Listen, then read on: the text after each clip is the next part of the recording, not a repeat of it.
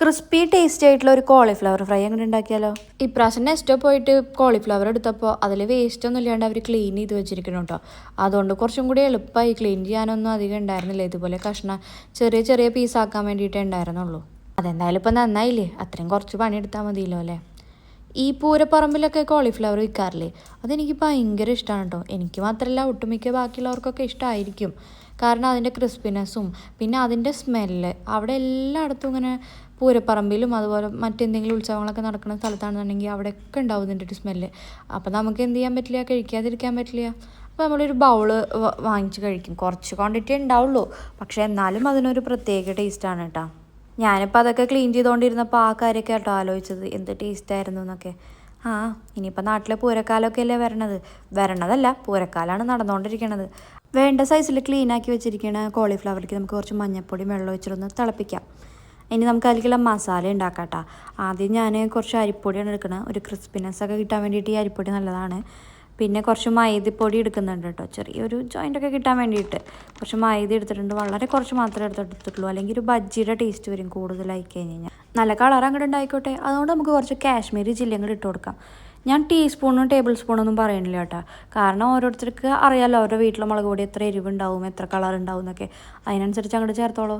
പിന്നെ കുറച്ച് സാധാ മുളക് പൊടിയും കൂടി ഇടുന്നുണ്ട്, അതും നിങ്ങളുടെ ആവശ്യത്തിന് അങ്ങോട്ട് ചേർത്തോളൂ. കുറച്ച് ഉപ്പിട്ട് കൊടുക്കാം. പിന്നെ കുറച്ച് ചിക്കൻ മസാലയാണ് ഞാൻ ആഡ് ചെയ്യണത്, അതും ചേർത്ത് കുറച്ച് ആവശ്യത്തിന് വെള്ളം ഒഴിച്ചിട്ട് ഏത് കൺസിസ്റ്റൻസി, ഒരുപാട് വെള്ളമായി പോണ്ട എന്നാൽ ഒരുപാട് കട്ടിയാവാത്ത രീതിയിൽ നമുക്കതിനൊന്ന് മിക്സാക്കി എടുക്കാം കേട്ടോ. ഈ അളവുകളൊക്കെ കുറച്ച് എന്ന് പറയുന്നിട്ടിട്ട് നിങ്ങളൊന്നും വിചാരിക്കേണ്ട കേട്ടോ. കാരണം എല്ലാവർക്കും അവരവരുടേതായിട്ടുള്ള ഒരു അളവുകളുണ്ടാവും. ഒരു ടേബിൾ സ്പൂൺ ടീസ്പൂൺ എന്നൊക്കെ പറഞ്ഞിട്ടോ, അല്ലെങ്കിൽ അവനവൻ്റെ വീട്ടിലെ എരിവിനനുസരിച്ചിട്ടൊക്കെ ഉള്ള ഒരു ഇതുണ്ടാവും. അങ്ങനെ എടുത്തിട്ട് ചെയ്താൽ മതി. ഞാനിതപ്പോൾ മസാലയൊക്കെ മിക്സാക്കി വെച്ചിട്ടുണ്ട്. ഇനി നമുക്ക് അതിലേക്ക് കോളിഫ്ലവർ ഒന്ന് വേവിച്ച് വെച്ചത് ഇട്ട് കൊടുക്കാം. എന്നിട്ട് നല്ല പോലെ അങ്ങോട്ട് മിക്സാക്കാം. ആദ്യം കുറച്ച് സ്പൂൺ കൊണ്ട് ഭംഗിക്ക് വേണ്ടിയിട്ട് ചെയ്താലും പിന്നെ അവിടെ നിന്ന് അങ്ങോട്ട് കൈ കൊണ്ട് തന്നെ ചെയ്യണം കേട്ടോ, എന്നാലാണ് നല്ലപോലെ മിക്സ് ആവുള്ളൂ.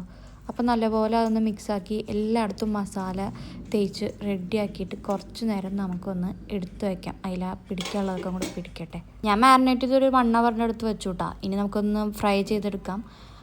നല്ല ചട്ടിയിലേക്ക് കുറച്ച് വെളിച്ചെണ്ണ അല്ലെങ്കിൽ ഓയിൽ ഒഴിച്ച് കൊടുത്തിട്ട് അത് നമുക്ക് ഫ്രൈ ചെയ്തെടുക്കാം. പിന്നെ ഒരുമിച്ച് വാരിയിട്ട് കഴിഞ്ഞാൽ അതൊരു കട്ട പിടിച്ച പോലെ നിൽക്കും.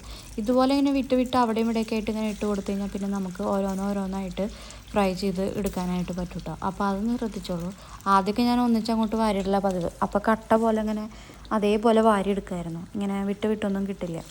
അപ്പോൾ അതൊക്കെ അവിടെ കിടന്നൊന്ന് ഫ്രൈ ചെയ്ത് വരട്ടെ. ഇപ്പം തന്നെ മണം വരാൻ തുടങ്ങിയിട്ടുണ്ട് കേട്ടോ. നല്ലപോലെ ഫ്രൈ ആയിട്ട് വന്നിട്ടുണ്ട്. അത്യാവശ്യം ഒരു ക്രിസ്പിനെസ്സും നല്ലൊരു ക്രിസ്പിനെസ് ഉണ്ട്.